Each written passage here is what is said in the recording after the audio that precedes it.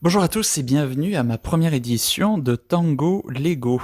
J'ai fait avec mes Lego un petit set pour vous montrer une récréation presque exacte du studio Tango. Et je voulais en fait parler aujourd'hui, profiter de ce moment pour vous parler de l'entrée sur la piste de danse. Ça, c'est quelque chose qui n'est pas toujours évident. Et on voit souvent des couples rentrer. Oula, tiens, ok. Essaye de rentrer en fait au milieu de la piste et généralement ce qu'on voudrait c'est rentrer dans les coins d'une piste de danse. Donc ça c'est la première chose à savoir, très important.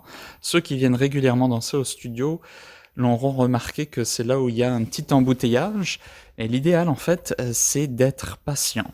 Et la personne qui va guider, donc admettons que ce soit notre monsieur avec son joli chapeau de pirate, il va faire un signe de tête à l'autre personne qui est en train de guider ici pour que cette personne lui fasse un petit acquiescement de la tête et qu'il les laisse tous les deux rentrer sur la piste en ralentissant. Et là, évidemment, le flow de la milonga continue.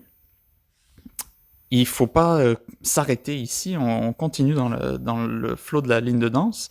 Donc si jamais aussi vous voyez, ça c'est quelque chose que je vois arriver souvent, des gens qui essayent d'être polis et d'attendre qu'on leur donne le signe de tête, on peut voir souvent des couples qui vont aller couper devant pour rentrer sans demander leur avis à qui que ce soit, parce qu'ils pensent que le couple est juste là en train de flâner.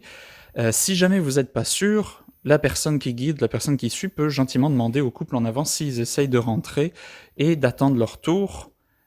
Toujours se dire que c'est pas une course, c'est vraiment pour le plaisir qu'on veut danser, d'essayer d'être le plus courtois possible sera toujours plus agréable pour tout le monde. Et je vous souhaite à très bientôt pour parler des différents cercles qu'on a dans une soirée de danse. Merci beaucoup, bonne journée.